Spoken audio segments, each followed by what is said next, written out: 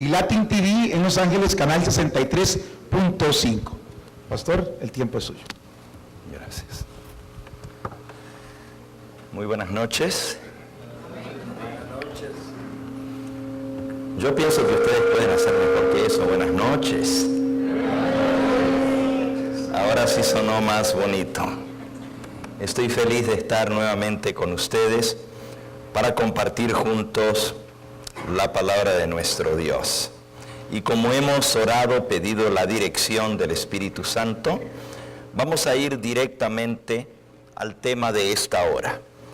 Hemos venido estudiando sobre el santuario y el tema de anoche. Iniciamos el estudio de las 7 fiestas de Jehová, las solemnidades que se celebraban en el santuario. Y para aquellos que no estuvieron anoche y los que nos sintonizan por primera vez en esta hora, vamos a hacer un corto repaso. Primero leamos cuáles son esas 7 fiestas tomadas directamente de la palabra de Dios, Levítico capítulo 23. Las vamos a poner en la pantalla. Estas fiestas, al igual que el santuario, estaban agrupadas en 3 eventos o en 3 momentos.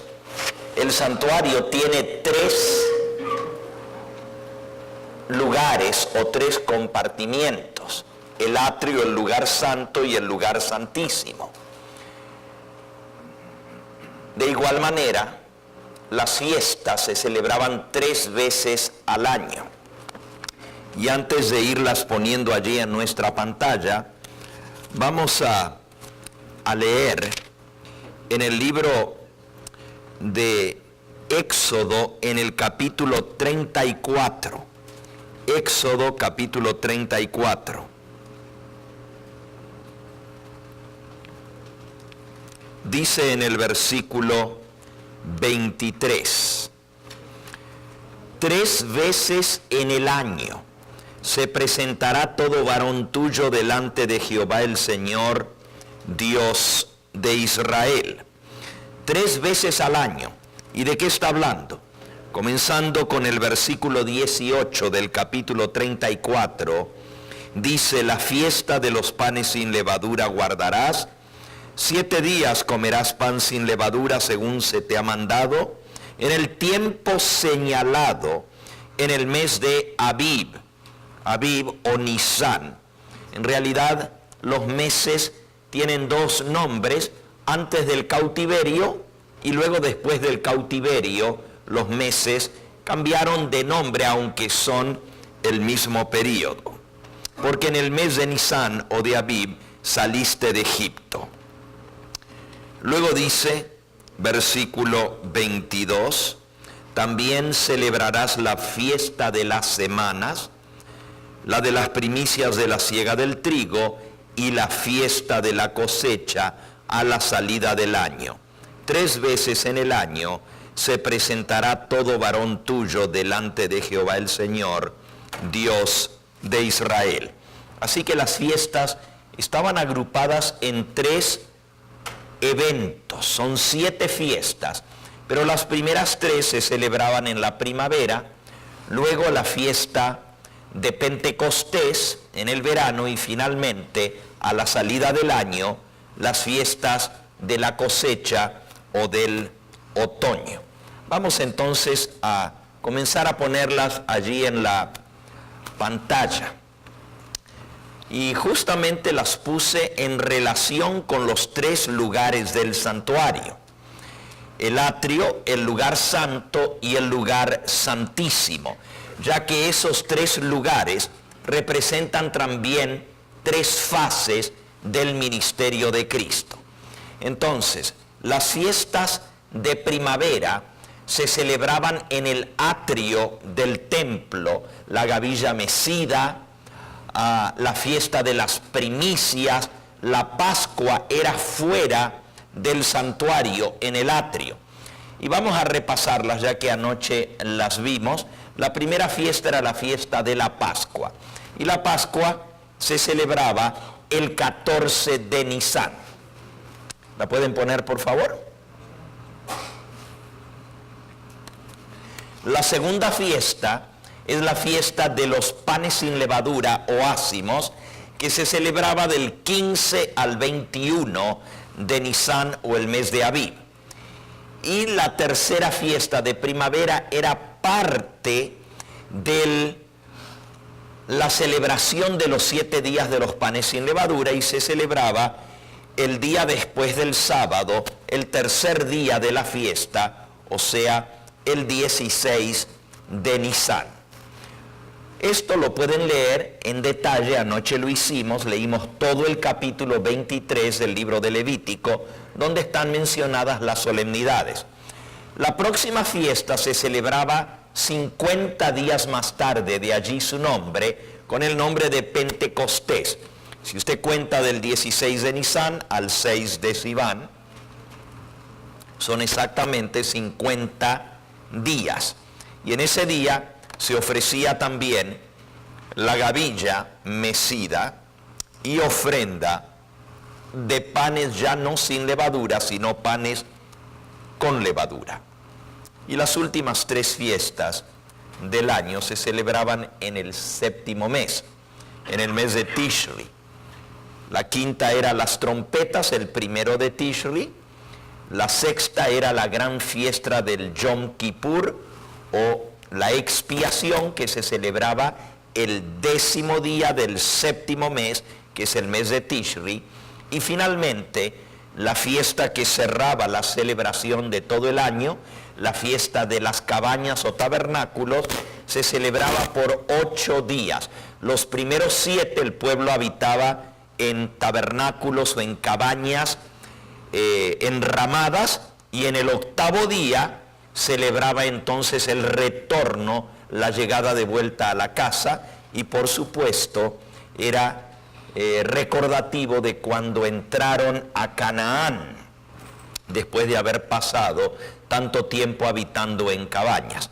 Como vimos, todas estas fiestas tenían un recordativo de la redención del pueblo de Israel de Egipto. Eran fiestas nacionales que les recordaban a ellos los grandes eventos de la formación del pueblo escogido, después de ser una nación de esclavos, a llegar a ser una nación establecida en la tierra prometida. La fiesta de la Pascua, anoche la estudiamos, representaba o recordaba más bien la salida de Egipto, la noche de la muerte de los primogénitos, y cómo la sangre en el dintel y en los postes de la puerta había hecho posible que esa casa fuese pasada por alto y no hubiera muerte en esa casa en la plaga o la 10ª plaga o la muerte de los primogénitos en Egipto. Esa misma noche salió el pueblo de Israel de Egipto. De igual manera, la fiesta de los 7 días de panes sin levadura recordaba la primera semana de la salida, hasta que finalmente pudieron cruzar el mar, siendo perseguidos por los egipcios, y Dios abrió el mar delante de ellos y cruzaron en seco. Y la fiesta de las primicias recordaba justamente la presentación de las primicias al salir del mar, cuando fueron finalmente libertados de la persecución de sus enemigos. Pero esa fiesta se celebró por primera vez cuando llegaron a Canaán y cegaron la tierra. Dios les dijo que en recordativo de que ahora tenían una tierra propia donde podían cultivar, en ese día iban a celebrar la fiesta de las primicias, ofreciendo el primer grano a Jehová. 50 días más tarde, la fiesta del Pentecostés recordaba la promulgación de la ley en el monte Sinaí.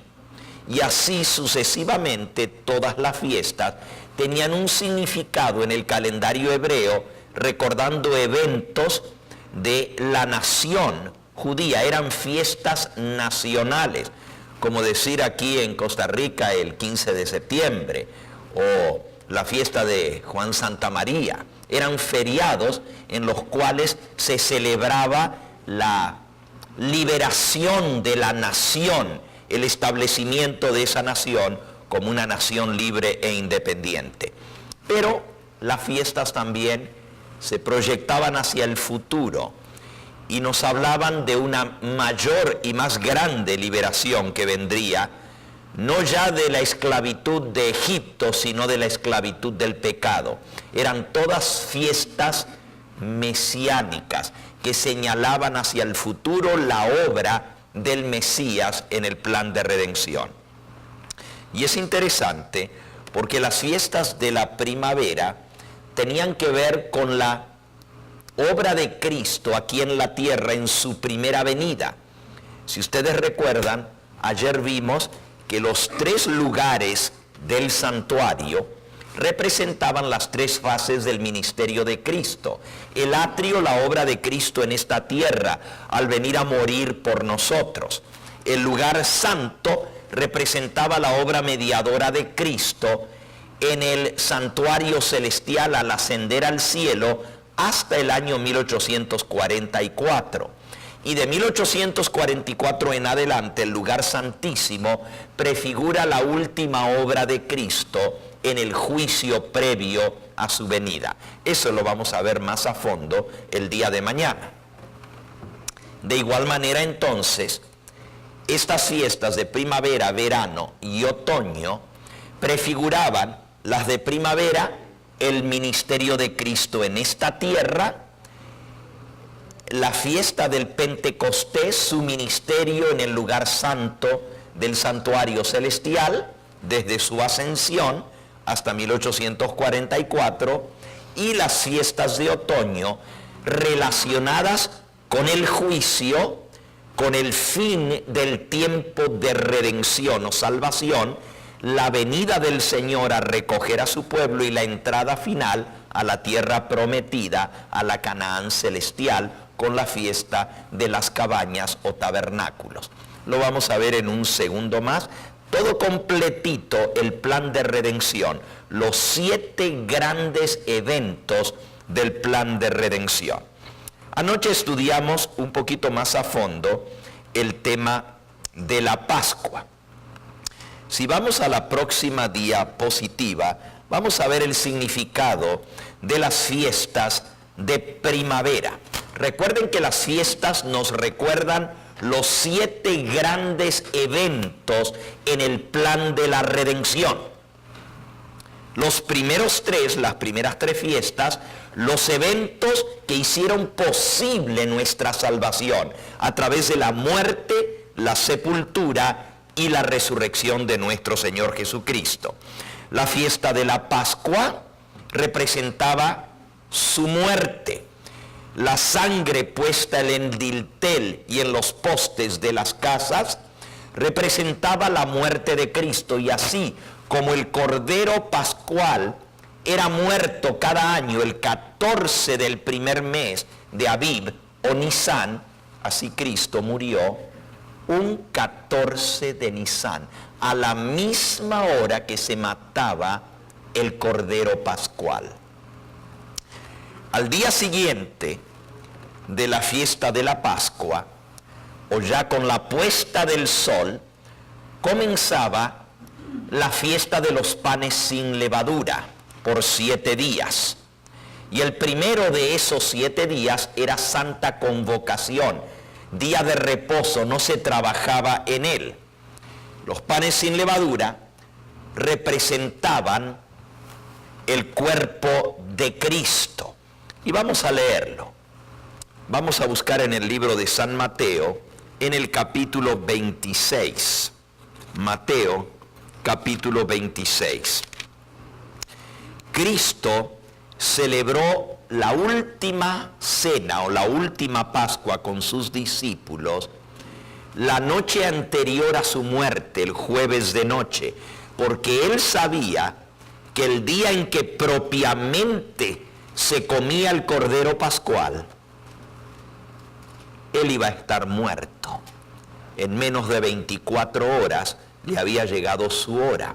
Por eso él celebró la Pascua con sus discípulos un día antes, porque él quería celebrar por última vez esa fiesta que iba a terminar para siempre. Ya nunca más se iban a matar corderitos, porque él era el cordero que iba a morir. Podemos leerlo en el capítulo 26 del libro de San Mateo, versículo 18. Él les dijo: id a la ciudad a cierto hombre y decidle, el maestro dice, mi tiempo está cerca. En tu casa celebraré la Pascua con mis discípulos. Los discípulos hicieron como Jesús les mandó y prepararon la Pascua. Cuando llegó la noche, se sentó a la mesa con los 12. Y mientras comían dijo: de cierto os digo que uno de vosotros me va a entregar. Entristecidos en gran manera, comenzó cada uno de ellos a decirle: ¿soy yo, Señor? Entonces él respondiendo dijo: el que mete la mano conmigo en el plato, ese me va a entregar. A la verdad el Hijo del Hombre va, según está escrito de él. Mas ay de aquel hombre por quien el Hijo del Hombre es entregado. Bueno fuera ese hombre no haber nacido. Entonces respondió Judas, el que le entregaba, y dijo: ¿soy yo, maestro? Y Jesús le dijo: tú lo has dicho. Y mientras comían, tomó Jesús el pan, lo partió, lo dio a sus discípulos y dijo: tomad, comed, esto es mi cuerpo. Este pan era el pan sin levadura que se usaba para celebrar la fiesta de los panes sin levadura o de la Pascua. Por eso hasta el día de hoy, cuando celebramos la cena del Señor o la Santa Cena, lo hacemos con panes sin levadura. La levadura es símbolo de pecado. Y el cuerpo de Cristo, a pesar de que Él cargó todos los pecados de nosotros, su cuerpo no estaba contaminado por el pecado porque nunca había pecado. Era el Cordero sin mácula, el Cordero santo y perfecto, sin mancha. Por eso el Cordero tenía que ser sin ningún defecto. No podía tener ni una manchita, tenía que ser perfectamente blanco, no podía tener ningún defecto físico, ninguna marca, porque representaba al Cordero perfecto. Sin perder allí Mateo 26, recordemos el texto que leímos anoche en 1 Corintios 5, versículos 7 y 8. Limpiaos pues de la vieja levadura, para que seáis nueva masa sin levadura como sois, porque nuestra Pascua, que es Cristo, ya fue sacrificada por nosotros. Así que celebremos la fiesta, no con la vieja levadura, ni con la levadura de malicia y de maldad, sino con panes sin levadura, de sinceridad y de verdad. La fiesta nacional de los judíos iba a caducar, porque Cristo era ese cordero que iba a morir. De ahí en adelante ya no iban a tener necesidad de matar corderitos. Cristo, dice Pablo, es nuestra Pascua que fue sacrificada por nosotros. Sin embargo, él dice: celebremos la fiesta. Caducó la ofrenda por el pecado, pero no la celebración de lo que esa fiesta significaba. En lugar de la Pascua, Cristo estableció la cena del Señor como recordativo de su muerte.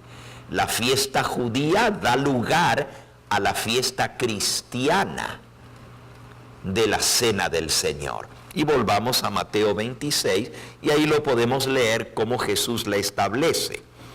Mateo 26, 26, mientras comían tomó Jesús el pan, lo bendijo, lo partió, lo dio a sus discípulos y dijo, tomad, comed, esto es mi cuerpo. Y tomando la copa y habiendo dado gracias, les dio diciendo, bebed de ella todos, porque esto es mi sangre del nuevo pacto, que por muchos es derramada para remisión de los pecados. Y os digo que desde ahora no beberé más de este fruto de la vid, hasta aquel día en que lo beba nuevo con vosotros en el reino de mi Padre.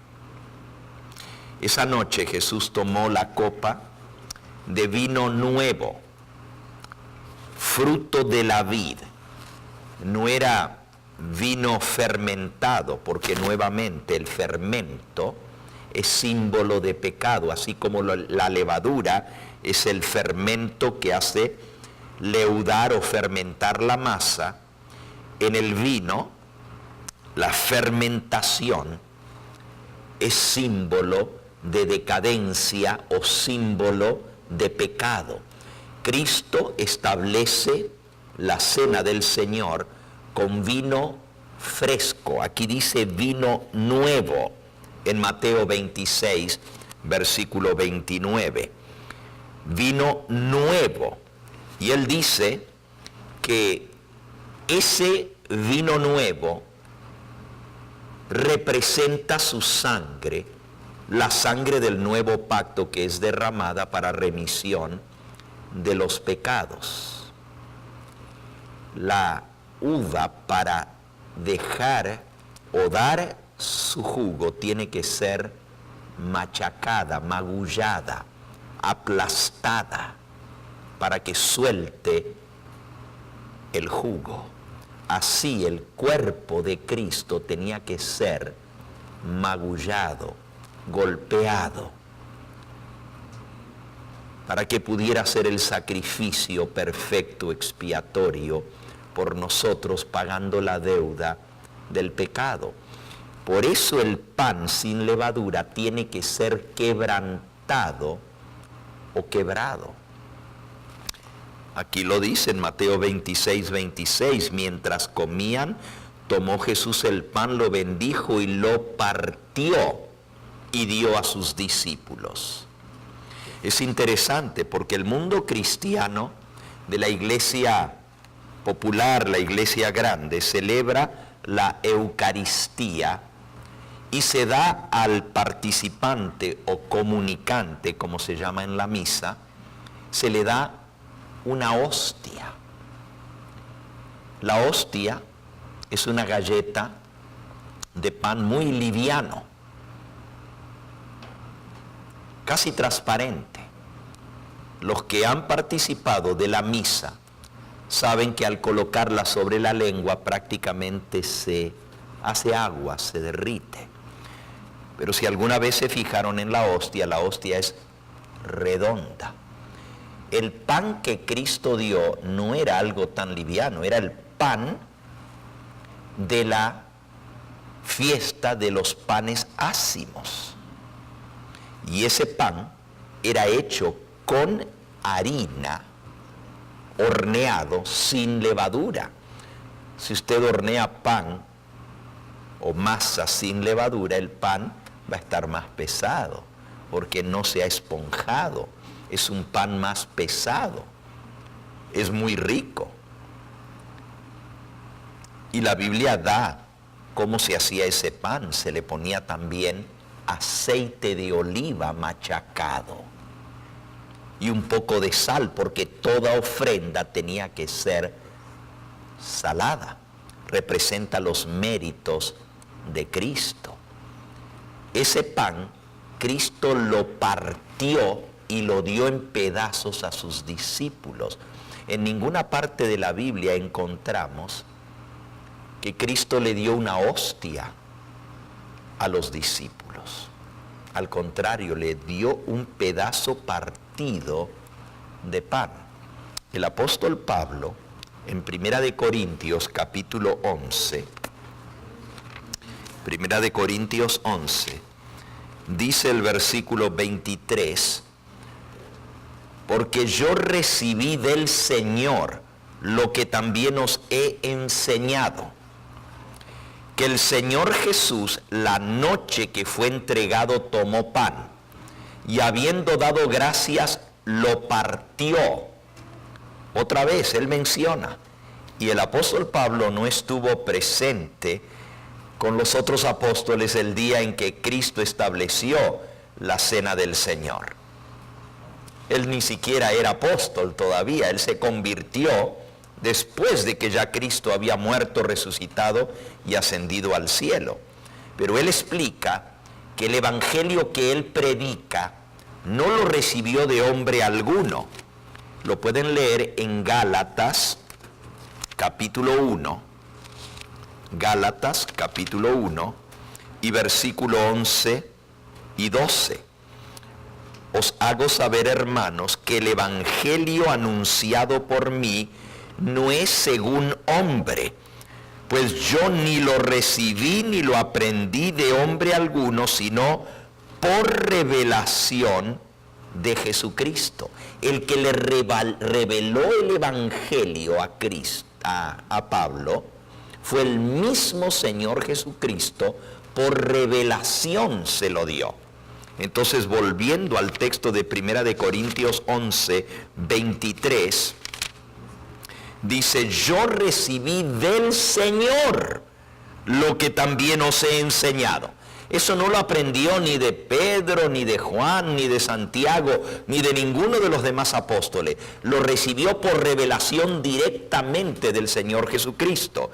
Y él dice, yo recibí del Señor lo que también os he enseñado, que el Señor Jesús, la noche que fue entregado, tomó pan, y habiendo dado gracias, lo partió, y dijo, tomad, comed, esto es mi cuerpo, que por vosotros es partido, haced esto en memoria de mí.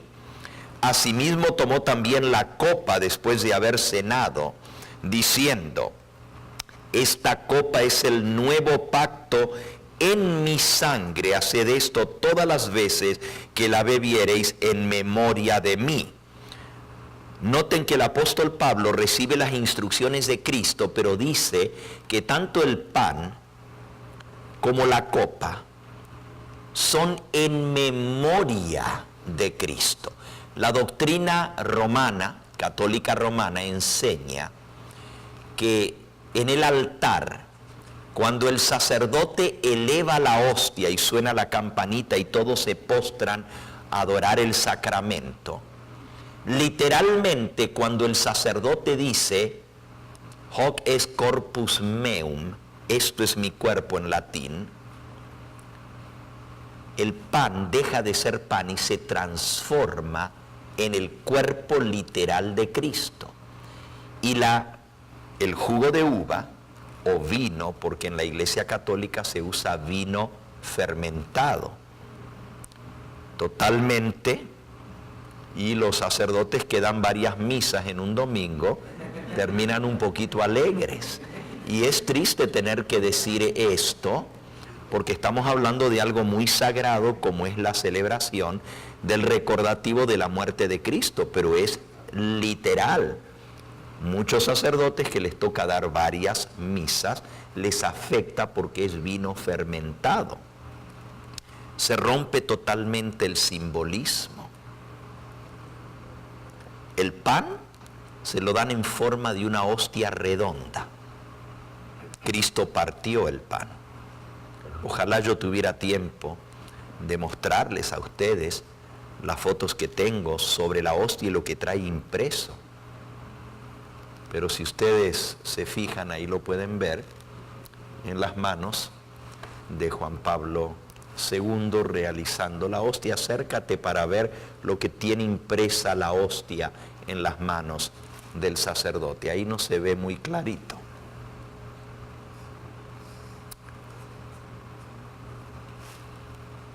Literalmente es redonda porque representa el dios Sol.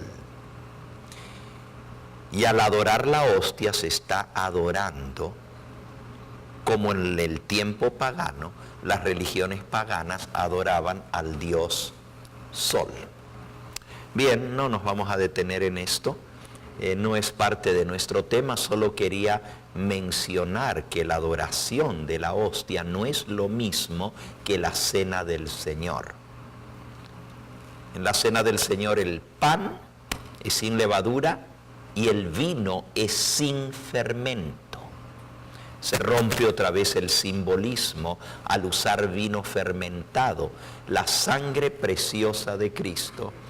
Si allí lo ven, alzando la hostia para ser adorada, pero hay una foto que se muestra más clarito lo que tiene impreso. Toda hostia tiene 3 letras, la I, la H y la S, y también tiene alrededor los rayos del sol.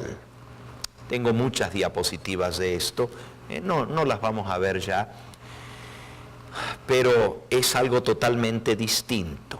De igual manera, la celebración de la Eucaristía en la Iglesia Católica, allí lo pueden ver, la I, la H y la S, ahí están los dedos todavía de Juan Pablo II, pero esta foto está más clarita, y noten todo alrededor las llamitas de fuego en torno a la hostia, son llamas de fuego, representando, bueno, el católico dice que es el Espíritu Santo, y Cristo que está en la cruz, y el sol detrás de la cruz que representa. ¿Y por qué es la hostia redonda?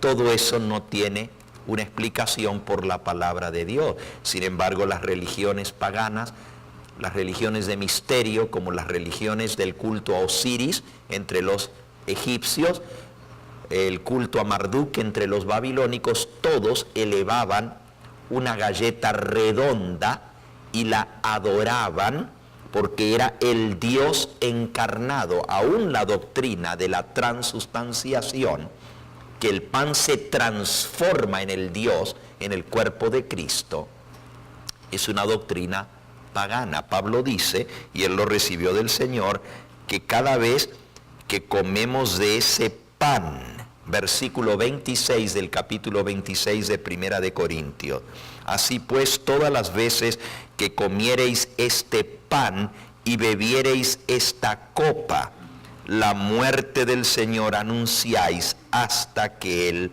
venga. Y en el versículo anterior decía que se hace en memoria de su muerte. Es un símbolo.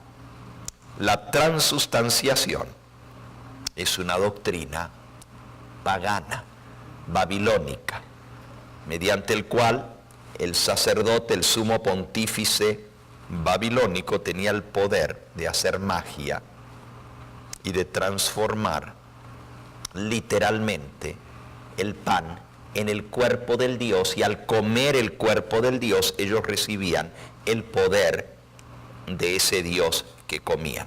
Pero volviendo a lo que es la fiesta que Cristo instituyó, hay otro detalle más que Él estableció al establecer la cena del Señor, que prácticamente nadie cumple con el requerimiento de esta celebración como Cristo la estableció. Ni católicos ni cristianos, evangélicos, protestantes, en su mayoría, no digo todos, pero en su mayoría, usan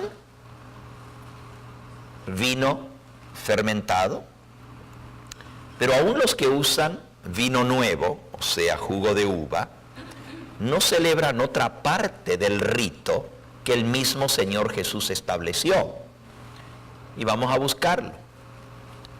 Y por cierto, esto de la adoración de la hostia tiene que ver con la adoración al sol. Y no olviden que el día del sol es el primer día de la semana. Por eso la misa se celebra en domingo. San Juan capítulo 13, la parte que también falta en el rito que Cristo estableció, dice así: antes de la fiesta de la Pascua, Juan 13:1, sabiendo Jesús que su hora había llegado para que pasase de este mundo al Padre, como había amado a los suyos que estaban en el mundo, los amó hasta el fin. Y cuando cenaban, como el diablo ya había puesto en el corazón de Judas Iscariote, hijo de Simón, que lo entregase, sabiendo Jesús que el Padre le había dado todas las cosas en las manos y que había salido de Dios y a Dios iba, se levantó de la cena, se quitó su manto y tomando una toalla, se la ciñó. Luego puso agua en un lebrillo y comenzó a lavar los pies de los discípulos y a enjugarlos con la toalla con que estaba ceñido. Vino a Simón Pedro y Pedro le dijo: Señor, ¿tú me lavas los pies? Respondió Jesús y le dijo: lo que yo hago, tú no lo comprendes ahora, mas lo entenderás después. Pedro le dijo: no me lavarás los pies jamás. Jesús le respondió: si no te lavare, no tendrás parte conmigo. Le dijo Simón Pedro: Señor, no solo mis pies, sino también las manos y aún la cabeza. Jesús le dijo: el que está lavado no necesita sino lavarse los pies, pues está todo limpio, y vosotros limpios estáis, aunque no todos. Porque sabía quién le iba a entregar, por eso dijo: no estáis limpios todos.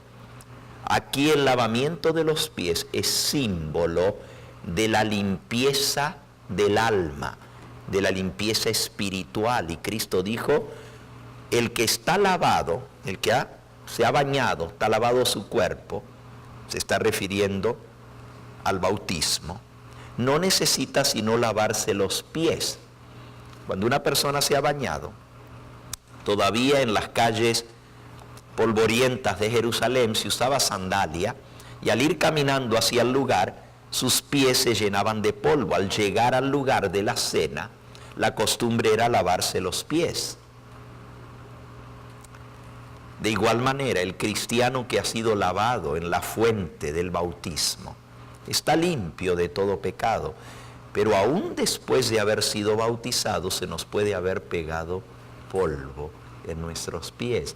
O sea, puede haber habido roces, diferencias, puede haber habido ofensas que hemos hecho a nuestros hermanos, así como los discípulos se habían peleado antes de llegar a la cena y no estaban preparados. Y Cristo tuvo que darles el ejemplo, lavándoles los pies para quitarles el orgullo. Ahora sigan leyendo lo que dice. Después que les hubo lavado los pies, versículo 12, tomó su manto, volvió a la mesa y les dijo: ¿sabéis lo que os he hecho? Vosotros me llamáis maestro y señor, y decís bien, porque lo soy. Pues si yo, el Señor y el Maestro, he lavado vuestros pies, vosotros también debéis lavaros los pies los unos a los otros. Noten, debéis lavaros los pies los unos a los otros. Versículo 15, porque ejemplo os he dado, para que como yo os he hecho, vosotros también hagáis. La segunda vez que lo dice, la primera dice: debéis lavaros los pies como yo os he lavado los pies a vosotros. La segunda vez dice: como yo os he hecho, vosotros también hagáis. Y luego repite otra vez, versículo 16 y 17, versículo 16 y 17. De cierto os digo, el siervo no es mayor que su señor, ni el enviado es mayor que el que le envió. Si sabéis estas cosas, bienaventurados seréis si las hiciereis. 3 veces en la institución de la cena del Señor, cuando Jesús se levantó de la mesa y les lavó los pies, les dijo: si yo, el maestro, os he lavado los pies, vosotros debéis lavaros los pies los unos a los otros. La segunda vez les dice: porque ejemplo os he dado para que como yo he hecho vosotros también hagáis.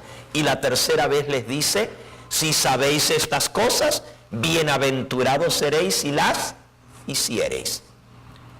La cena del Señor, según las instrucciones de Cristo, y lo repitió 3 veces, debe ser precedida por lo que se conoce como el rito de humildad o de lavamiento de los pies, que prepara nuestro espíritu para poder participar dignamente de la cena del Señor. Si vamos a seguir lo que Cristo estableció, Él mandó que debemos lavarnos los pies los unos a los otros. Me imagino que muchos de ustedes han participado en el rito del lavamiento de los pies, pero puede ser que haya en nuestro medio algunos que nunca han tenido ese privilegio de celebrar la cena del Señor tal como Cristo lo mandó. La mayoría de la gente simplemente va y comulga. Los cristianos van a su congregación y celebran la cena del Señor, pero no se lavan los pies los unos a los otros. Si no tenemos el espíritu correcto de humildad, podemos estar participando de la cena del Señor indignamente. Primera de Corintios, capítulo 11, versículo 27. Leímos del 23 al 26. Sigamos ahora la lectura. 27. De manera que cualquiera que comiere este pan o bebiere esta copa indignamente, la copa del Señor indignamente, será culpado del cuerpo y de la sangre del Señor. Por tanto, pruébese cada uno a sí mismo y coma así del pan y beba así de la copa. Porque el que come y bebe indignamente sin discernir el cuerpo del Señor, juicio come y bebe para sí. Por lo cual hay muchos enfermos y debilitados entre vosotros, y muchos duermen. Si pues nos examinásemos a nosotros mismos, no seríamos juzgados. Discernir el cuerpo de Cristo no se refiere a la transustanciación, que el que come y no discierne que es la carne literal de Cristo, que es su sangre literal. El cuerpo de Cristo es su iglesia. Él lo dice, que Él es la cabeza y su iglesia es su cuerpo. Él es cabeza del cuerpo que es la iglesia, y cuando yo como indignamente, no discierno el cuerpo del Señor, es cuando estoy con problemas con una persona que es miembro del cuerpo de Cristo. Pero yo no le hablo, estoy peleado, tengo diferencias, como estaban los apóstoles. Esa noche se habían venido peleándose en el camino de quién de ellos iba a ser el mayor. Y Pedro y Juan querían sentarse uno a la derecha y otro a la izquierda en el reino que supuestamente Cristo iba a establecer. Hasta había venido la madre de Zebedeo y de Juan a solicitarle al Señor: Señor, estos hijitos tan buenos que yo tengo, quiero que uno se siente a tu derecha y otro a tu izquierda. Los discípulos se habían ofendido. Bueno, ¿qué derecho tienen ellos sobre nosotros? Y la Biblia dice que se había desatado una contienda no pequeña entre ellos. Por eso, al sentarse a la mesa, ninguno quiso rebajarse a lavar los pies de los demás, porque todos decían: si lo hago es como humillarme, y yo no quiero ser menos que los otros. Y Jesús, al percibir eso, se dio cuenta que no estaban preparados, no discernían el cuerpo del Señor, porque el cuerpo del Señor es uno y no puede estar dividido. Primera de Corintios 12 lo explica, ahí donde tenemos abierto. Dice el versículo 12: porque así como el cuerpo es uno y tiene muchos miembros, Pero todos los miembros del cuerpo, siendo muchos, son un solo cuerpo, así también Cristo, porque por un solo espíritu fuimos todos bautizados en un cuerpo, sean judíos o griegos, sean esclavos o libres, a todos se nos dio a beber de un mismo espíritu. Además, el cuerpo no es un solo miembro, sino muchos miembros. Si dijere el pie, porque no soy mano, no soy del cuerpo, por eso no será del cuerpo. Y si dijere la oreja, porque no soy ojo, no soy del cuerpo, por eso no será del cuerpo. Y sigue explicando que nadie es menor que otro en el cuerpo de Cristo. El ojo es importante, la mano es importante, el pie es importante, todos. Y entonces termina diciendo esa sección en el versículo 25, para que no haya desavenencia en el cuerpo, sino que los miembros del cuerpo todos se preocupen los unos por los otros, de manera que si un miembro padece, todos los miembros se duelen con él, y si un miembro recibe honra, todos los miembros con él se gozan.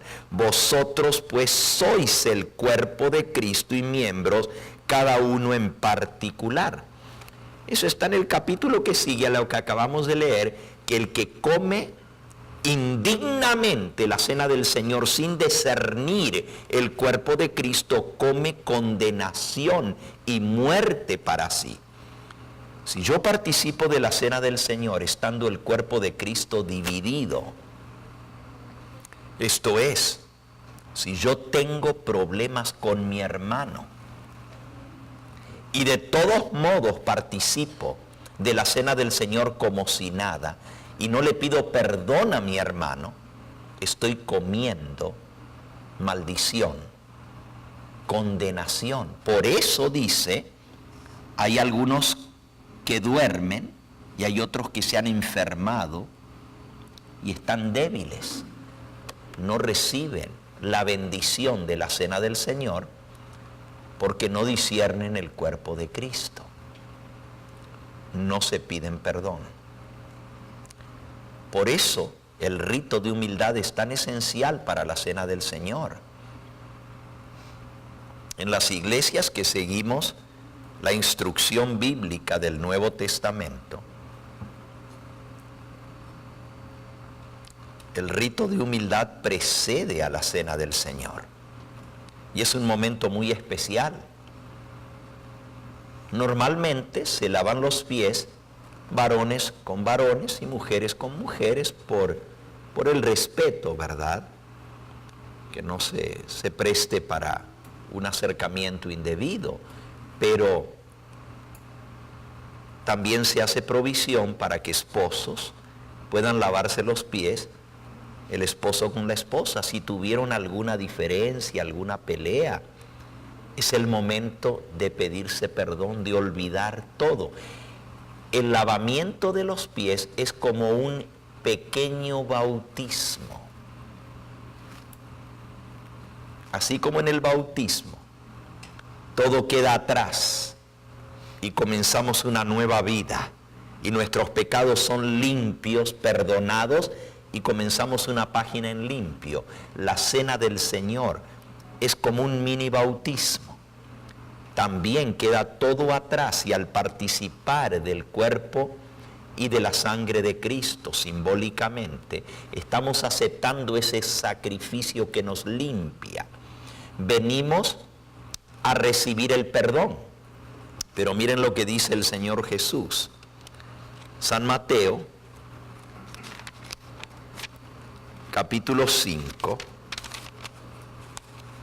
y versículo 23. Por tanto, si traes tu ofrenda al altar y allí te acuerdas de que tu hermano tiene algo contra ti, deja allí tu ofrenda delante del altar, anda, reconcíliate primero con tu hermano y entonces ven y presenta tu ofrenda. Cristo está hablando aquí antes de su muerte. Está hablando bajo el viejo pacto, y en el viejo pacto cuando una persona pecaba y quería ser perdonado, tenía que venir al altar ya lo estudiamos en el santuario anteriormente, traía una ofrenda por el pecado, un animalito, colocaba sus manos sobre el cordero, confesaba su falta, y luego el cordero tenía que ser muerto para saldar la deuda del pecado, y con la sangre se hacía la expiación. Jesús les dice, ¿tú quieres ser perdonado?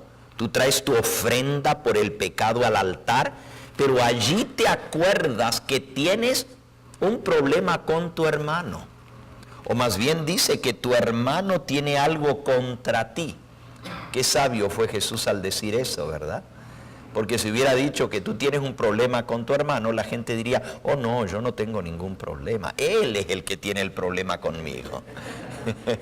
Pero Jesús fue muy sabio al decir, si te acuerdas que tu hermano tiene algo contra ti, deja tu corderito atado a los cuernos del altar. Deja tu ofrenda al lado del altar. Ve primero, reconcíliate con tu hermano y entonces ven y presenta tu ofrenda. En el capítulo 6, Jesús los dice con otras palabras. Versículo 14 y 15. Porque si perdonáis a los hombres sus ofensas, os perdonará también a vosotros vuestro Padre Celestial. Mas si no perdonáis a los hombres sus ofensas, tampoco vuestro Padre os perdonará vuestras ofensas. Así que si nosotros queremos ser perdonados, tenemos que estar dispuestos a otorgar perdón, a pedir perdón y a dar perdón. De nada nos sirve participar de la cena del Señor si tenemos odio en nuestro corazón. Si tenemos a alguien a quien no le hablamos. ¿Y cuántas personas comen condenación y beben maldición al participar de la cena del Señor porque lo hacen indignamente, no discerniendo el cuerpo del Señor, no sabiendo que el cuerpo es uno y que no puede estar desunido? Por eso es tan bonito ver en las iglesias que siguen los mandatos del Señor, tal como Él los dejó, cómo se celebra la cena del Señor. Antes de sentarnos a la mesa, hay un momento para lavarse los pies. ¿Y a quién le vas a lavar los pies? Justamente al hermano con quien puedes haber tenido tu roce, tu diferencia. Pero la Santa Cena se anuncia en la iglesia por lo menos con una semana de anticipación, por lo menos, para que si tú tienes alguna situación no resuelta, te dé tiempo para llamar a tu prójimo, a tu hermano, a tu suegra, a tu esposo, a tus hijos, a quien quiera con el cual hayas tenido esa diferencia, pedirle perdón. Y si son parte de la misma iglesia, hacer los arreglos para el sábado, al venir a celebrar la cena del Señor, o en el día que se celebre. Muchas iglesias, como hacía la iglesia primitiva, escogen hasta el día de hoy celebrar la cena del Señor en el mismo día en que Cristo murió, el 14 de Nisan, como Él la celebró. Y es un día muy especial para recordar el sacrificio de Cristo. La Biblia no nos dice que solo una vez al año debemos celebrarla, podemos hacerla más de una vez a esa celebración. Pero qué bonito es ver a dos personas allá lavándose los pies el uno al otro, orando juntos, derramando lágrimas, abrazándose, porque eso prepara el espíritu para poder entonces recibir la cena del Señor dignamente. Bien, he explicado un poquito sobre la cena del Señor que toma el lugar de la Pascua. Déjenme leerles aquí en el libro El deseado de todas las gentes,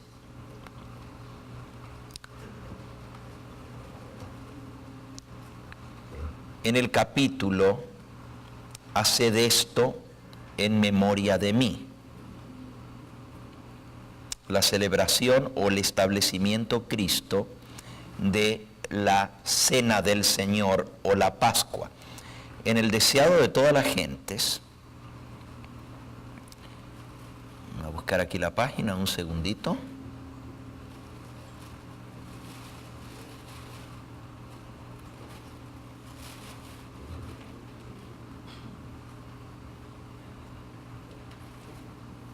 En memoria de mí, se llama el capítulo.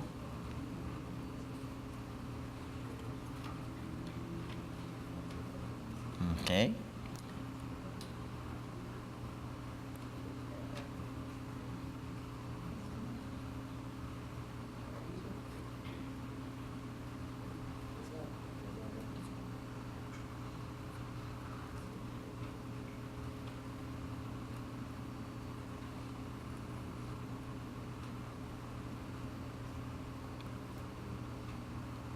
No tengo el libro físicamente conmigo, lo estoy buscando en la computadora.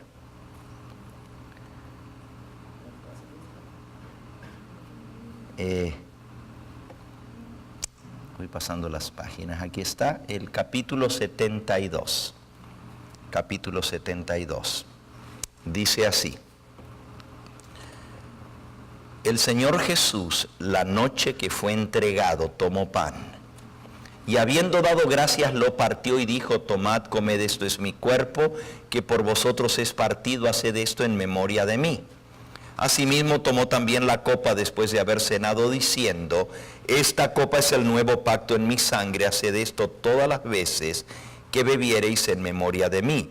Porque todas las veces que comiereis este pan y bebiereis esta copa, la muerte del Señor anunciáis hasta que Él venga. Y miren qué interesante lo que sigue. Cristo se hallaba en el punto de transición entre dos sistemas y sus dos grandes fiestas respectivas. Dos sistemas, el antiguo pacto y el nuevo pacto. Él, el Cordero Inmaculado de Dios, estaba por presentarse como ofrenda por el pecado, y así acabaría con el sistema de figuras y ceremonias que durante 4000 años había anunciado su muerte. ¿Cuánto tiempo? Desde la entrada del pecado, desde el jardín del Edén, el primer sacrificio. Porque Cristo murió exactamente 4000 años más tarde. En el mismo día que se celebraba la Pascua, en el mismo día que se celebró el primer sacrificio. Y eso ya lo estudiamos hace 2 noches atrás. La noche más, o el día más negro, más triste de la historia, la entrada del pecado. Dice aquí: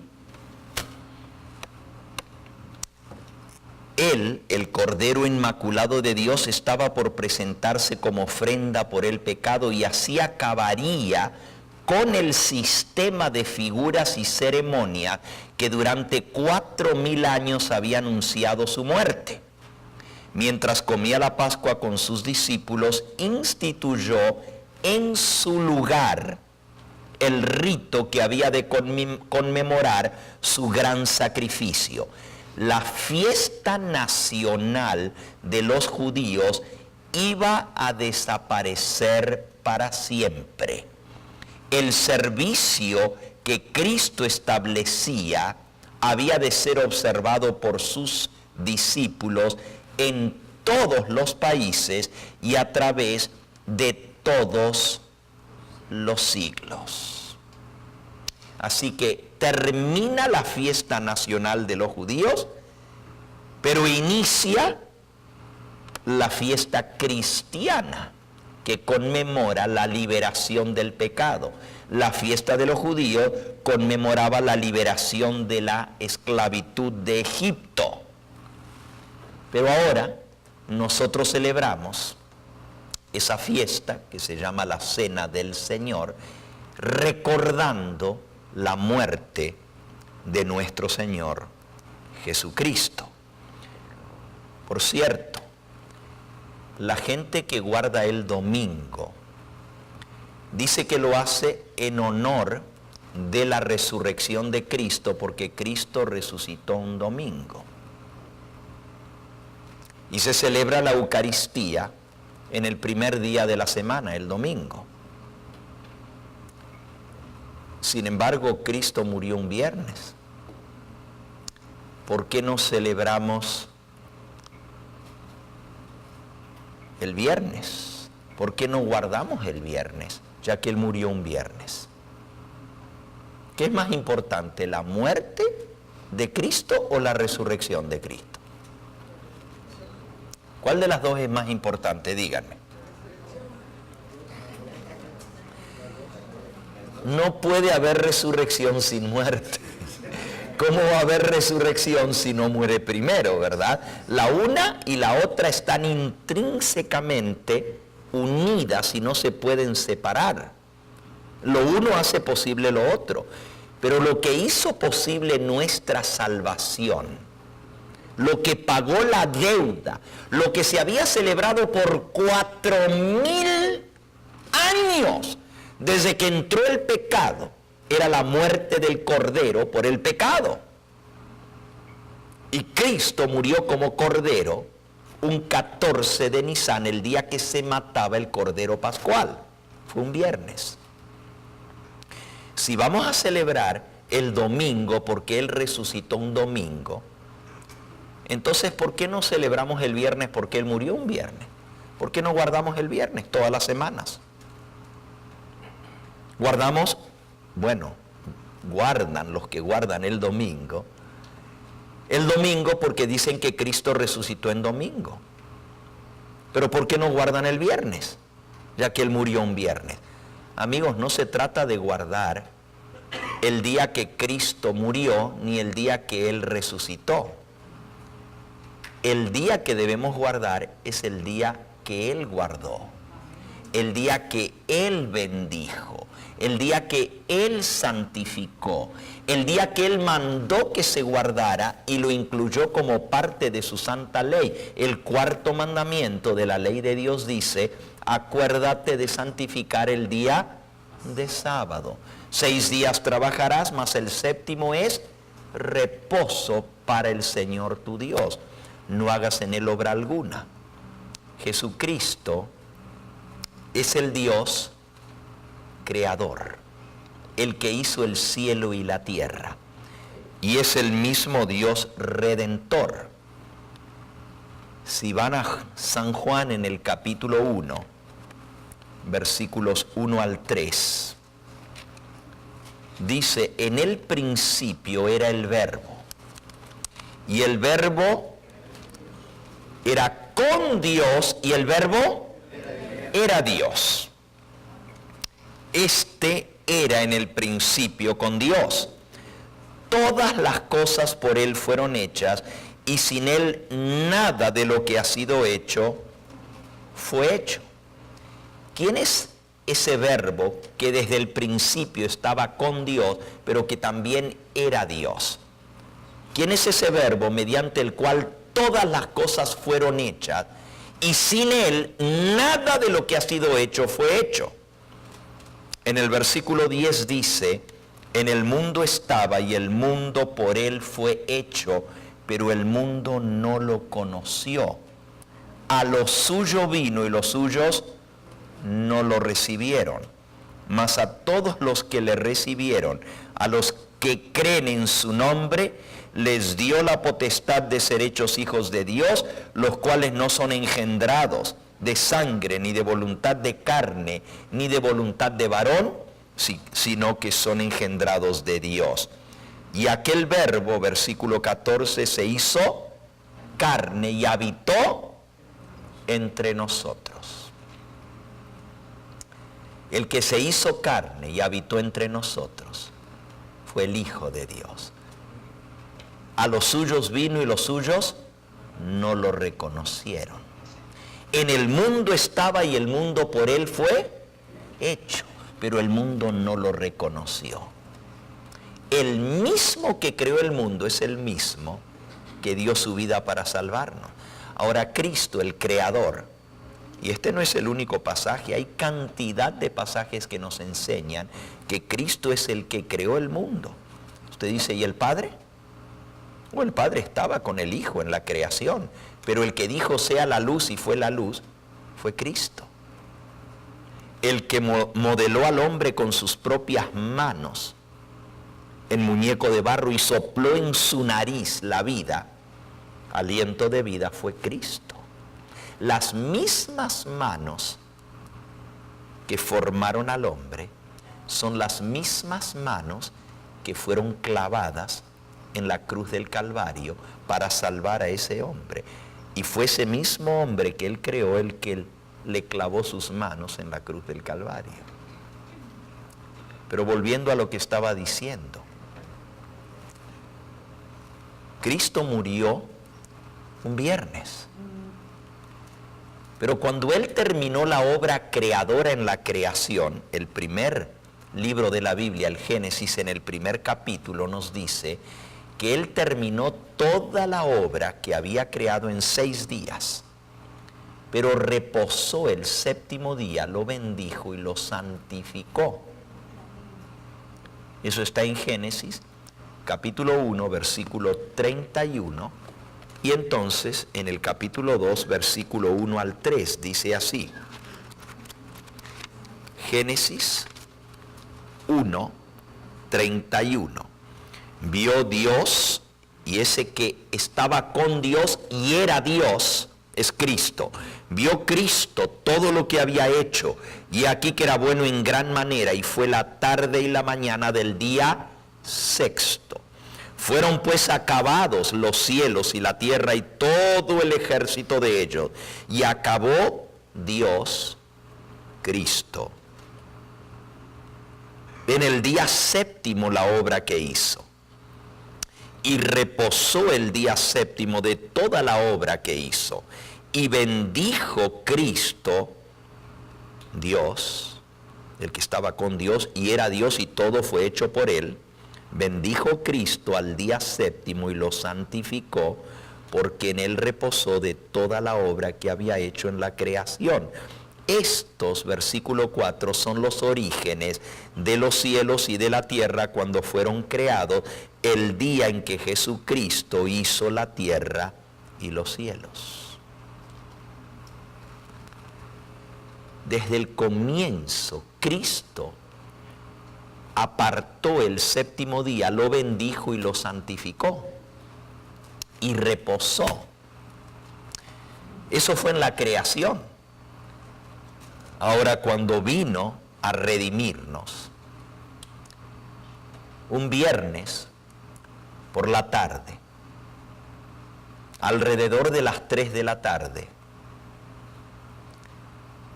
clavado entre cielo y tierra en un madero, con los brazos extendidos y sangrando, exclamó, consumado es, y expiró. ¿Qué quiere decir consumado es? Consumado es concluido, terminado, acabado, finiquitado. Consumado es. ¿Qué era lo que estaba consumado? La obra de la redención. La sangre había sido derramada para expiación del pecado. El sacrificio había sido completado. La víctima se había desangrado y estaba a punto de expirar.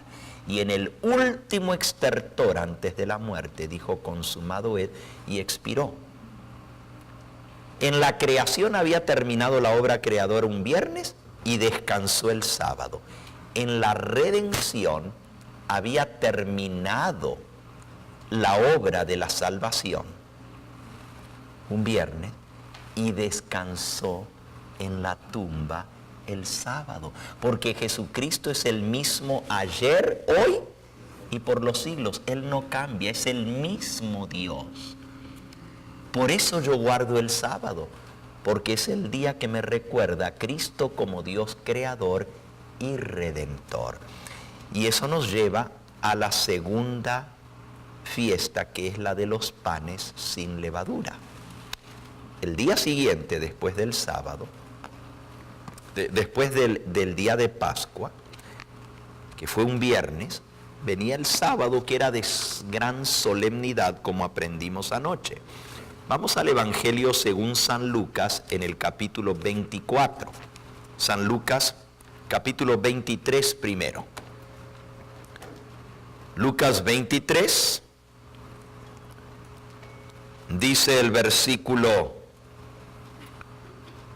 50. Había un varón llamado José, de Arimatea, ciudad de Judea, el cual era miembro del concilio, varón bueno y justo, que también esperaba el reino de Dios, y no había consentido en el acuerdo ni en los hechos de ellos, fue a Pilato y pidió el cuerpo de Jesús. Quitándolo, lo envolvió en una sábana y lo puso en un sepulcro abierto en una peña, en el cual aún no se había puesto a nadie. Era el día de la preparación y estaba para comenzar el día de reposo.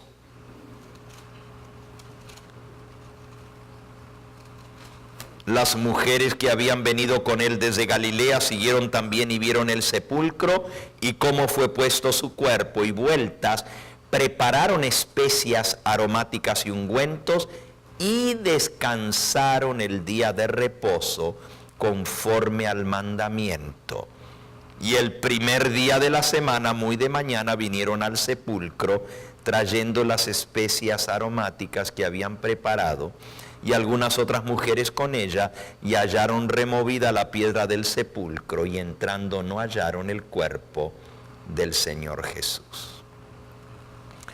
Cristo muere un viernes. José de Arimatea pide el cuerpo a Pilato, consigue la autorización de bajarlo.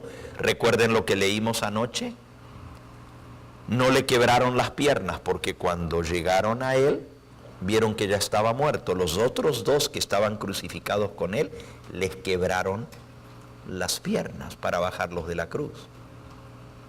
Pero a él no le quebraron las piernas, para que se cumpliese la Pascua, que decía que al Cordero Pascual no se le quebraba hueso alguno. Fue bajado de la cruz, lo envolvieron en una sábana su cuerpo, lo llevaron a un sepulcro que estaba allí cerca del lugar donde fue crucificado, en un huerto, pero apenas se les dio tiempo para poner el cuerpo, porque el sol ya se estaba por meter.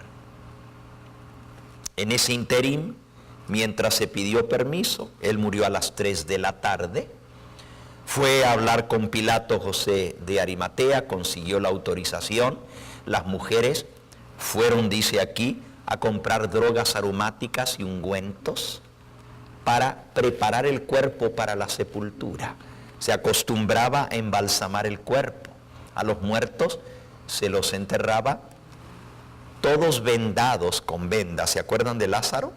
Estaba todo vendado, como una momia.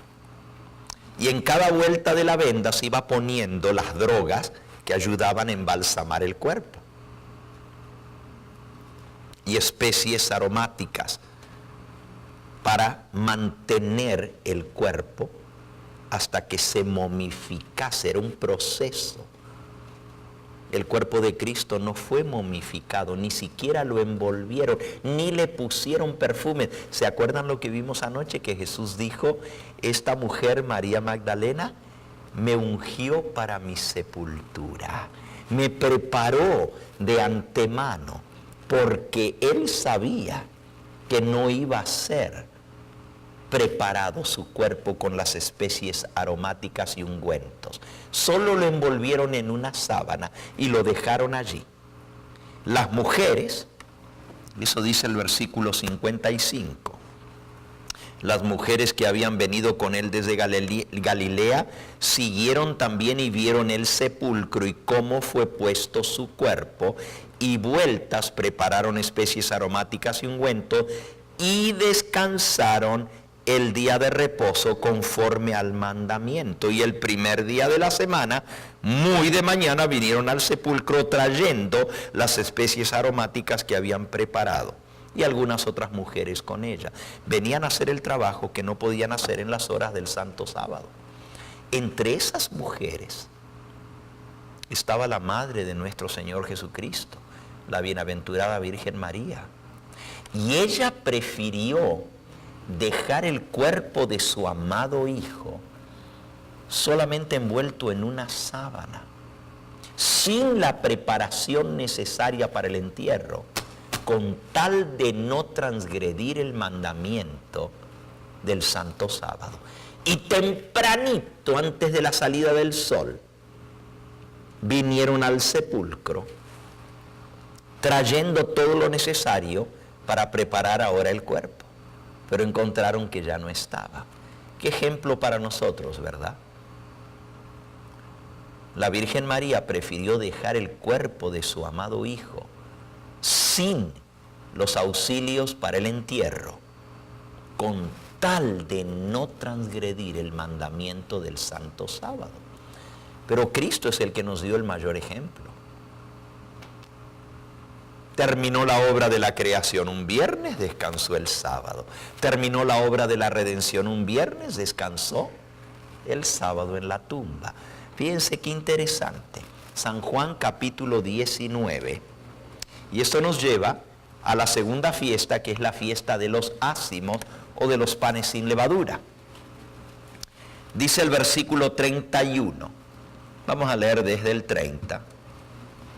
Juan 19:30, cuando Jesús hubo tomado el vinagre, dijo, consumado es, y habiendo inclinado la cabeza entregó el Espíritu. Entonces los judíos, versículo 31, por cuanto era la preparación de la Pascua, a fin de que los cuerpos no quedasen en la cruz el día de reposo, pues aquel día de reposo era de gran solemnidad. Aprendimos ayer que cuando un sábado ceremonial o una fiesta que no se trabajaba, se le llamaba fiesta solemne, no se trabajaba en ese día. Cuando caía y coincidía con el sábado semanal, se le llamaba gran solemnidad, sábado grande se le llamaba, sábado de gran solemnidad, porque era doblemente sábado. Era sábado por ser el séptimo día de la semana, que ya de por sí no se trabajaba, pero ahora caía el primer día de los panes sin levadura, que era también día de reposo, caía y coincidía con el sábado, entonces era sábado grande. Los judíos no quisieron que los cuerpos quedasen en la cruz en el día de sábado, porque era sábado de gran solemnidad. Por eso rogaron a Pilato que se les quebrasen las piernas y fuesen quitados de allí. Vinieron pues los soldados y quebraron las piernas al primero y asimismo al otro que había sido crucificado con él. Mas cuando llegaron a Jesús, como le vieron ya muerto, no le quebraron las piernas. Pero uno de los soldados le abrió el costado con una lanza y al instante salió sangre y agua. Y el que lo vio da testimonio y su testimonio es verdadero. Y él sabe que dice la verdad para que vosotros también creáis. Porque estas cosas sucedieron para que se cumpliese la escritura, no será quebrado hueso suyo. Y también otra escritura dice, mirarán al que traspasaron. Ese sábado, que era el primer día de los panes sin levadura o panes ácimos, ¿y qué representaba el pan sin levadura? Ya lo leímos. ¿Representaba el qué?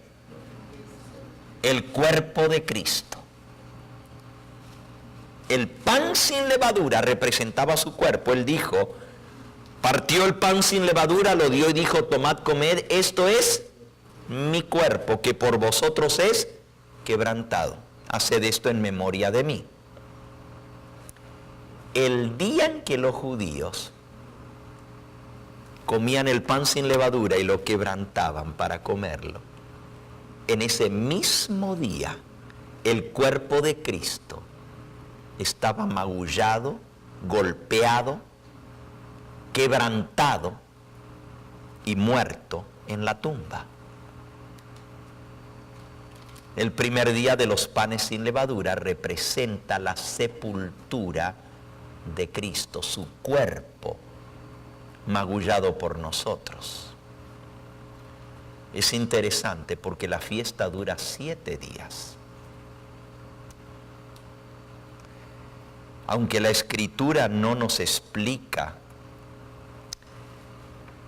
el significado de eso y cómo se aplicó a Cristo, la mayoría de los cristianos del primer siglo decían que esos 7 días de panes sin levadura les recordaba el cuerpo de Cristo, porque sus heridas que habían sido abiertas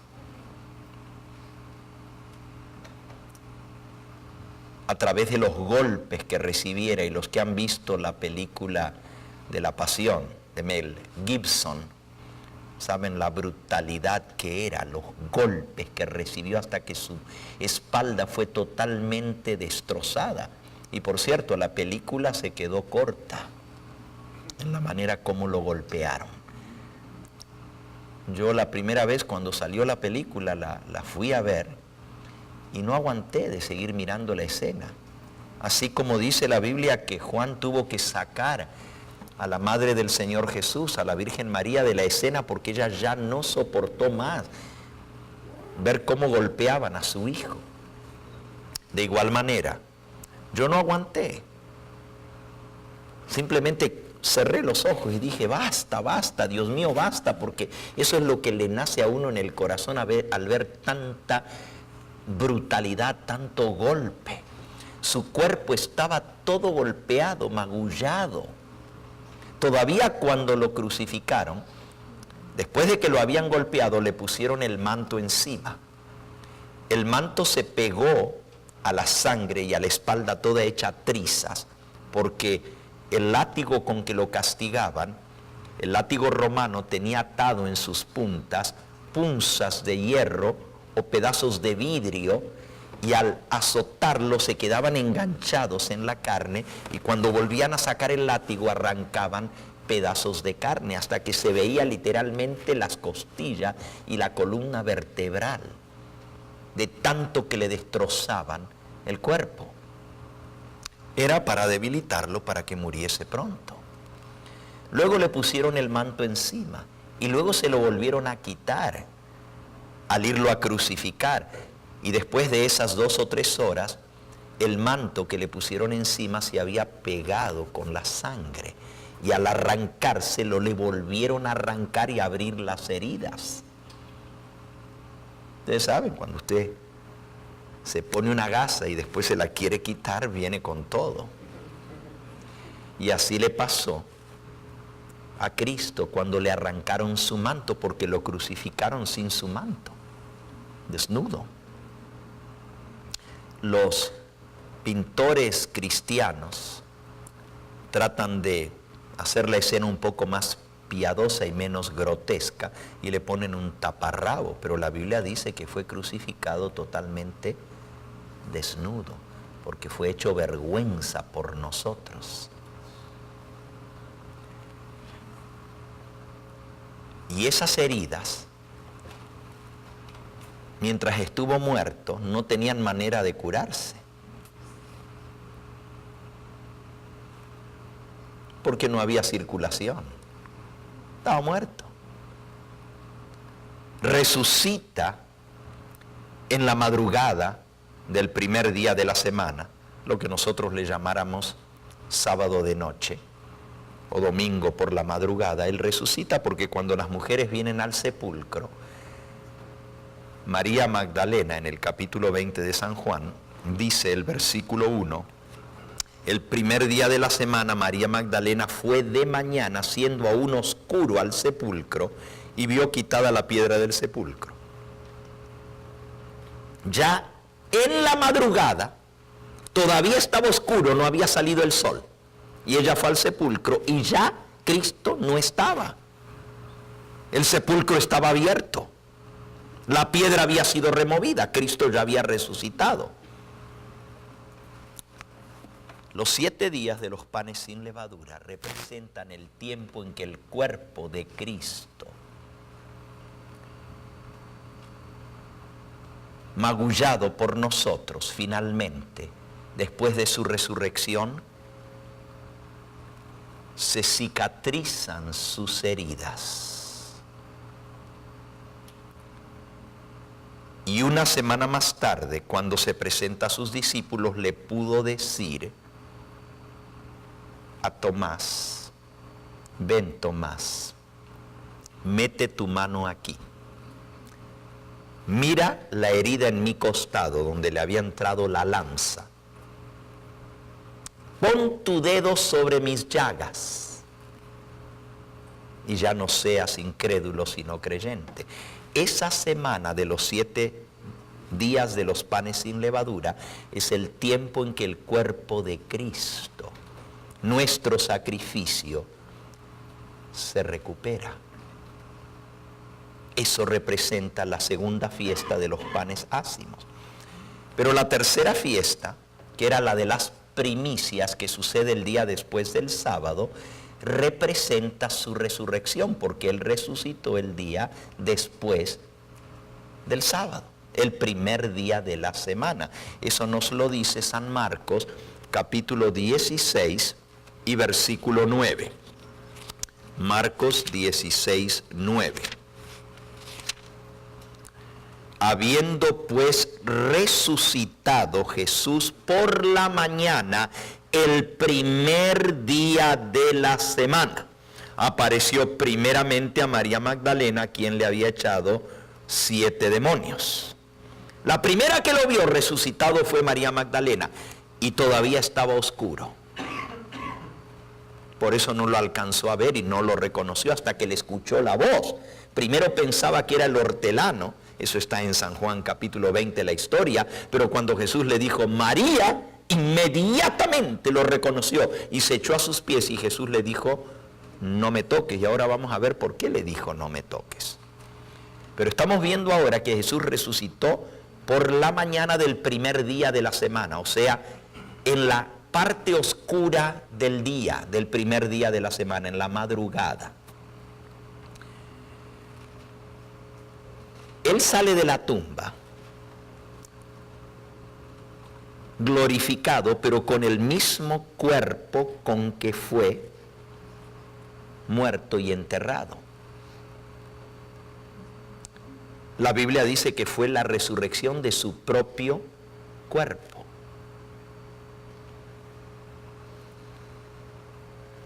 Resucita en el mismo día de la fiesta de las primicias, y por eso la fiesta de las primicias, o las gavilla mecida, representa la resurrección de Cristo. Vamos a leerlo. Primera de Corintios capítulo 15. Primera de Corintios 15, versículo 20 al 23. Mas ahora Cristo ha resucitado de los muertos, primicias de los que durmieron es hecho. Por cuanto la muerte entró por un hombre, así también por un hombre la resurrección de los muertos. Porque así como en Adán todos mueren, también en Cristo todos volverán a vivir o serán vivificados, pero cada uno en su debido orden. Cristo las primicias, luego los que son de Cristo en su venida. Cristo es las primicias. Versículo 20. Cristo ha resucitado de los muertos, primicias de los que durmieron es hecho. La fiesta de las primicias se había celebrado por siglos. 1500 años había celebrado el pueblo de Israel la fiesta de las primicias. No es igual que la Pascua que viene desde el jardín del Edén. aunque ya el Señor había establecido también el ofrecer las primicias aún en el jardín del Edén, las primicias de los frutos. Pero Cristo resucita en el día de la fiesta de las primicias, en el mismo día en que se ofrecía la gavilla mecida. Ahora, ¿cómo se celebraba esa fiesta? Para esto,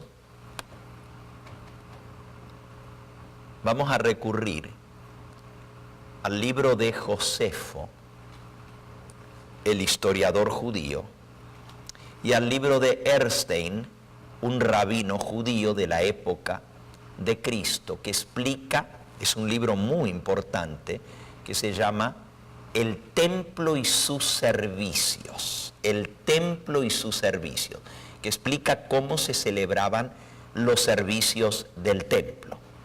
Aunque la Biblia no menciona específicamente, da mucha información sobre la fiesta de las primicias, pero este detalle que voy a dar está en el libro de Erstein, el rabino. Erstein, en el libro El templo y sus servicios, declara que la fiesta de las primicias siempre caía el día después del sábado de Pascua, inmediatamente después del sábado, tal como lo dice Levítico 23. El día después del sábado ofreceréis las espigas del primer fruto de la tierra. Pero él dice cómo se celebraba. Cuando el pueblo venía a celebrar la Pascua y los 7 días de panes sin levadura a Jerusalén, venían de todas partes. Traían el manojo de las primicias para ofrecerlo en el templo a Jehová. También en Jerusalén, el sacerdote ofrecía una gavilla en nombre de todos los que no habían podido venir o no habían podido traer sus gavillas. Él ofrecía una gavilla en nombre de todo el pueblo, así como también, aunque toda la congregación de Israel mataba un cordero pascual, también el sacerdote tenía que matar un cordero el día de Pascua, y ese fue el cordero que se escapó de las manos del sacerdote. Cuando Cristo murió, hubo un terremoto. Al temblar la tierra, el sacerdote tenía el cuchillo en la mano, lo dejó caer, el corderito huyó y el velo del templo se rasgó de arriba abajo. La razón por la cual se rasgó el velo del templo de arriba abajo es porque se estaba poniendo fin al sistema de sacrificios y ofrendas por el pecado. El santuario terrenal había cumplido su misión. Todo eso que era símbolo del plan de redención caducaba, terminaba. Por eso Dios mismo rasgó el velo del templo. Rasgar el velo es dejar al descubierto el lugar santísimo. Cuando eso sucedía, el templo estaba profanado. Si alguien veía el lugar santísimo, el templo estaba profanado. Había que dedicarlo otra vez. Estaba contaminado.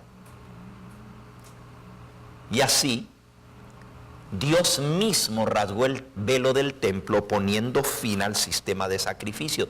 Mañana, cuando veamos la profecía de los 2300 días y de las 70 semanas, vamos a ver que la Biblia profetizaba que eso iba a suceder, que se iba a poner fin al sistema de sacrificios y ofrendas por el pecado. Pero Erstein da este detalle. El sacerdote que le tocaba oficiar en la fiesta de las primicias, tenía que escoger la gavilla de los campos en los alrededores de Jerusalén. Las familias tenían sus heredades que sembraban y se tomaba toda la región de Judea, se echaban suertes sobre los campos, sobre las familias.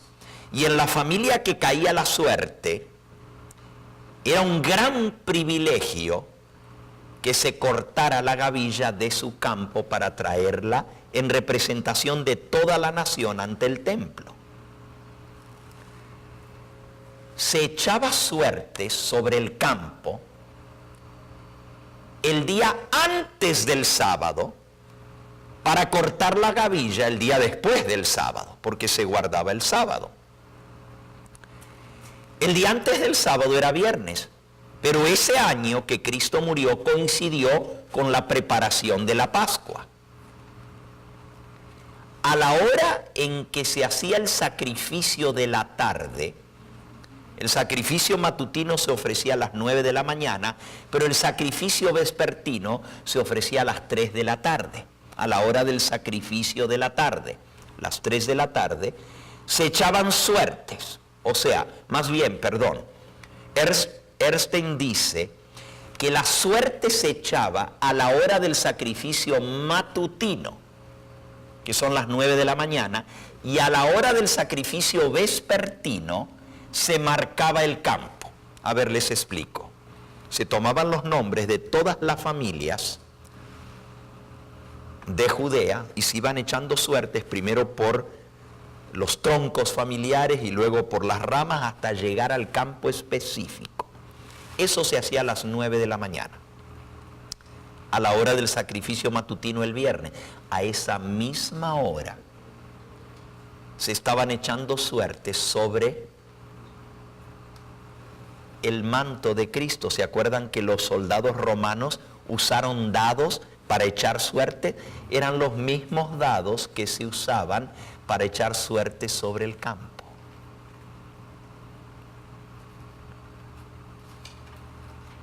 No sabemos en qué campo cayó la suerte, pero el sacerdote entonces se dirigía al campo y a la hora del sacrificio de la tarde apartaba y santificaba ese campo. ¿Cómo se lo hacía? Se lo declaraba lugar apartado o sagrado. Nadie podía penetrar en ese campo. Se lo marcaba y se ponían guardias para cuidar, para que cuando regresara el sacerdote el día después del sábado a cortar el manojo de gavillas, el campo estuviera todavía intacto. Ese proceso es muy interesante. Se echaban suerte a las 9 de la mañana. Se apartaba el campo a las 3 de la tarde, se dejaban guardias y por la mañana del primer día de la semana el sacerdote iba a cortar la gavilla para traerla al templo. La gavilla eran las primeras espigas que se cortaban del campo, se ataban y se traía la gavilla para ser ofrecida en el templo. ¿Cómo lo hacía el sacerdote? Iba con un carro tirado por bueyes. El viernes, cuando marcaba el campo, calculaba el tiempo que le tomaba llegar en la carreta tirada por bueyes, y entonces tomaba tiempo de él, se fijaba cuánto tiempo le había tomado, para que el domingo, al ir al campo, pudiera llegar con tiempo, cortar la gavilla y traerla de vuelta y estar a las 9 de la mañana para el sacrificio matutino en el templo donde se mecía la gavilla. Si supiéramos sobre qué campo cayó la suerte, pudiéramos saber a qué hora resucitó Cristo. La Biblia no nos dice, dice que resucitó en la madrugada, porque cuando María llegó al sepulcro estaba oscuro todavía, pero ya la tumba estaba abierta y Cristo no estaba. El sacerdote iba con la carreta y todo el pueblo lo seguía con antorchas. Esto se conoce como la procesión de las primicias. Una procesión llena de antorchas para alumbrar el camino. Llegaban al campo, el sacerdote solemnemente rompía el sello que se le había puesto al campo, porque se le ponía un cordón y se lo sellaba, se ataba. Los sellos de aquella época eran como lacre que se ponía, donde usted anudaba el cordón para que nadie lo violase, se le ponía un sello. Y por la mañana, el domingo, el sacerdote venía y rompía el sello. Todo esto es muy significativo. Ahora lo vamos a ver. El sacerdote entraba en el campo, recogía las gavillas, subía a su carreta y llevaba junto a él la gavilla que él iba a ofrecer mecida sobre el altar. La carreta era tirada por bueyes y era un carretón grande, y todo el pueblo entonces iba colocando sus gavillas para ofrecerlas en el día de las primicias en el templo. Cada persona, cada familia traía su manojo de gavilla que se la ofrecía a Dios. En el camino de regreso iban cantando, y la gente que estaba acampando por todo Jerusalén, que habían venido a celebrar la fiesta, o en casa de familiares, escuchaban la procesión y salían y se unían a la procesión en el cántico de entrada a Jerusalén, y traían sus gavillas hasta que se hacía una parva gigantesca, un montón de gavillas. Y de ahí viene el versículo bíblico que dice: irá gimiendo y llorando el que siembra la buena semilla, pero al fin vendrá gozoso trayendo sus gavillas. Las gavillas se traían con gozo a Jerusalén, en una parva gigantesca, y se ofrecían a las 9 de la mañana en el templo. Ahora, ¿qué significa esto en el plan de redención? Escuchen, porque ahora viene la parte más interesante de todo esto. Cuando Cristo muere a las 3 de la tarde el viernes. A las 9 de la mañana se echó suerte sobre el campo y se echó suerte sobre la verdadera primicia. A las 3 de la tarde el sacerdote está marcando el campo. ¿Qué sucedió a las 3 de la tarde? Mateo capítulo 27. Lo leímos anoche y terminamos justo allí. Mateo 27. Dice el versículo 50. Mas Jesús, habiendo otra vez clamado a gran voz, entregó el Espíritu. Y aquí el velo del templo se rasgó de dos de arriba abajo, la tierra tembló, las rocas se partieron y se abrieron los sepulcros, y muchos cuerpos de santos que habían dormido se levantaron, y saliendo de los sepulcros después de la resurrección de él, vinieron a la santa ciudad y aparecieron a muchos. Cristo no resucitó solo, resucitó con un manojo de santos. Esa es la gavilla, y cada gavilla tiene cantidad de espigas, y cada espiga tiene montón de granos. Es una multitud de granos. Esa gavilla que se mecía representaba a Cristo y a los que resucitarían con él, que salieron de la tumba con él. Pero el campo donde se iba a cortar la gavilla se marcaba el viernes a las 3 de la tarde. A la misma hora que el sacerdote estaba marcando el campo, Dios estaba marcando los sepulcros de los cuales iba a sacar las gavillas, los granos. A la misma hora hubo un terremoto a las 3 de la tarde y se partieron los sepulcros, quedaron abiertos, quedaron señalados para que pudieran salir las gavillas el domingo por la mañana. A la hora que el sacerdote corta la gavilla, a la misma hora es la hora cuando Cristo sale de la tumba. Pero miren qué interesante, el sacerdote iba y rompía el sello que se le había puesto al campo. Eso era el sacerdote que iba a cortar las gavillas. El ángel del cielo que bajó removió la piedra y rompió el sello que se había puesto en la tumba de Cristo. A la misma hora que el sacerdote estaba rompiendo